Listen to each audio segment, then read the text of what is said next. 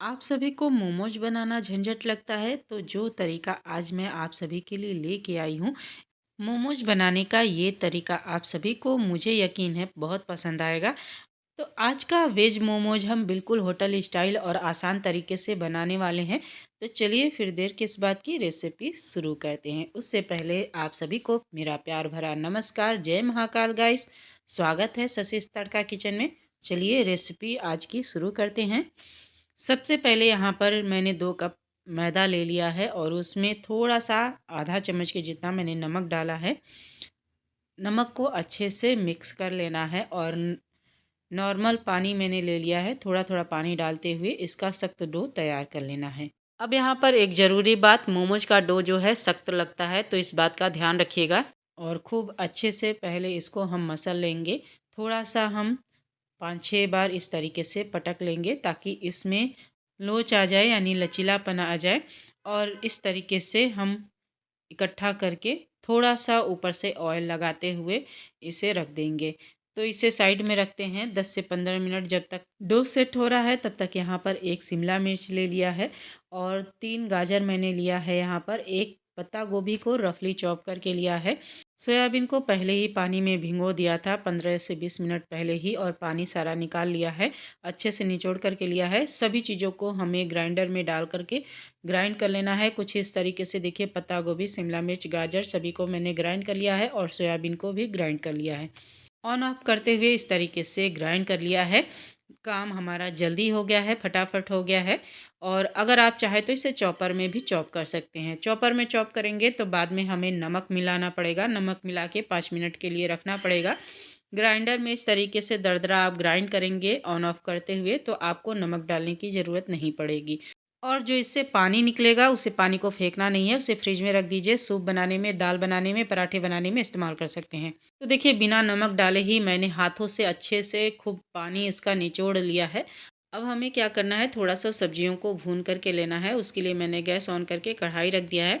उसमें 1 चम्मच refined oil डाला है। ऑयल जैसे ही गर्म होगा तो 2 बारीक कटा हुआ मैंने हरी मिर्च डाला है। तीखा आप अपने टेस्ट के अकॉर्डिंग कम या ज़्यादा रख सकते हैं।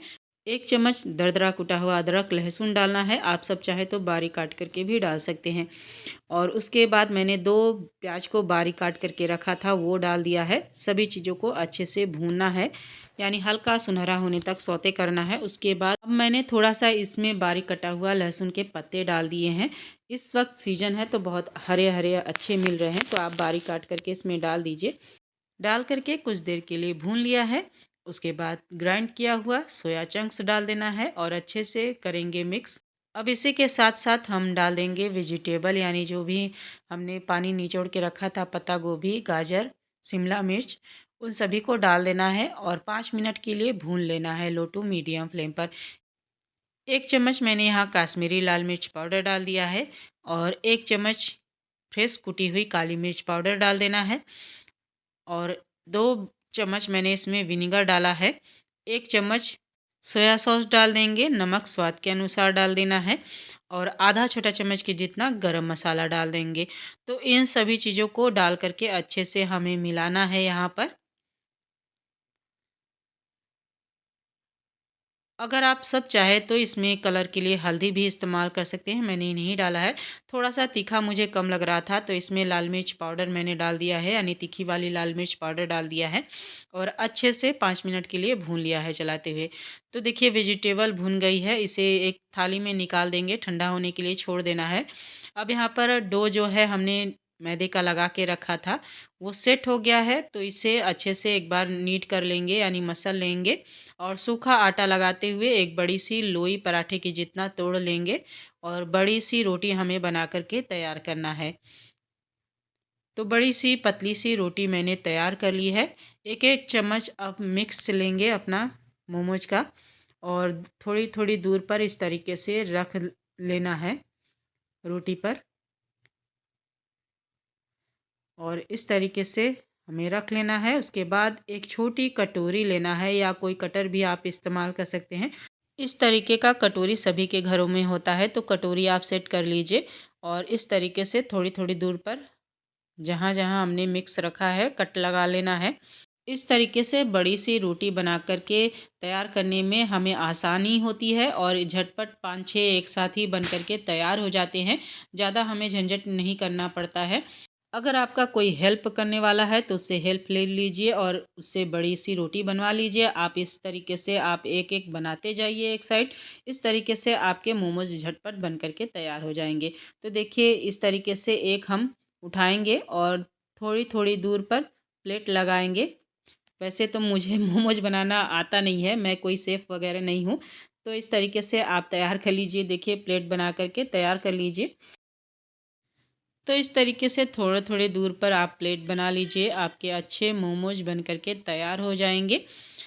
एक मैं और दिखा दे रही हूँ बना कर के। थोड़ी-थोड़ी दूर पर मैंने प्लेट लगा लिया है और घुमा दिया है थोड़ा-सा।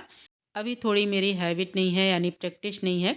तो देखिए फिर से मैं बता दे रही हूँ, इस तरीके से आप कॉर्नर को चिपका लीजिए और एक के ऊपर एक प्लेट लगाते जाइए और मिक्स को अंगूठे से दबाते जाइए और घुमाते जाइए। इस तरीके से आपका मोमोज़ बन कर के तैयार हो जाएगा।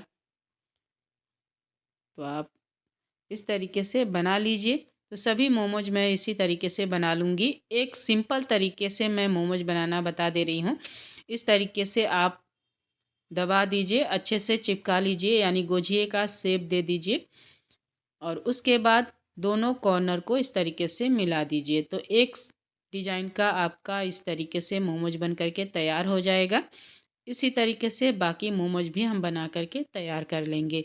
चलिए अब मोमोज़ बन गया है, तैयार हो गया है तो उसे अब स्टीम कर लेते हैं। उसके लिए मैंने एक इस तरीके का छेद वाला थाली ले लिया है और गैस पर 2 गिलास पतीले में मैंने पानी उबलने के लिए रख दिया था।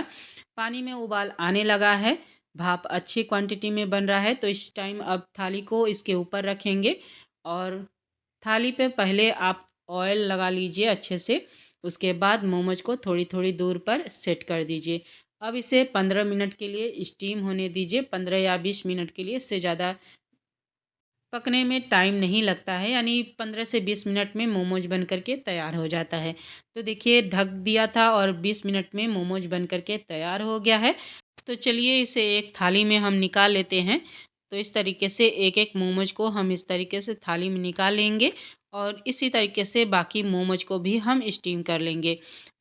और ये क्या गाइस, आप सबने मेरे वीडियो को अभी तक लाइक नहीं किया और सब्सक्राइब नहीं किया है तो जल्दी जाइए गाइस, लाइक कर दीजिए और चैनल पर न्यू है तो सब्सक्राइब कर लीजिए। लाइक करने में कोई पैसा नहीं देना होता है, फ्री का है तो प्लीज़ लाइक ज़रूर किया करिए और चैनल पर न्यू है तो सब्सक्राइब कर लीजिए। सब्सक्राइब करने में भी कोई पैसा नहीं लगता है, तो सब्सक्राइब मेरे चैनल को ज़रूर कर लीजिएगा। एक बैच का मोमोज बन करके तैयार है तो फटाफट से इसकी प्लेटिंग कर लेते हैं। और ये लीजिए चटपटी तीखी मज़ेदार मोमोज की चटनी और मेयो के साथ मैंने इसे सर्व कर लिया है। चटनी और मेयोनीज कैसे बनाते हैं घर पर आसान तरीके से, हेल्दी तरीके से, इसकी रेसिपी मैंने दी हुई है अभी पिछले बार ही। तो आप सब देखना चाहे तो देख सकते हैं मेरे वीडियो में जा कर के। तो ये एक मोमोज मैं तोड़ कर के भी दिखा दे रही हूँ, कितना सॉफ्ट और मुलायम बना है। बिल्कुल स्ट्रीट स्टाइल और होटलों जैसा बना है वेज मोमोज। तो आप भी फटाफट से जाइए और बनाइए और एंजॉय करिए। मिलते हैं फिर एक नई रेसिपी के साथ, तब तक के लिए बाय बाय। जय महाकाल। Thanks for watching.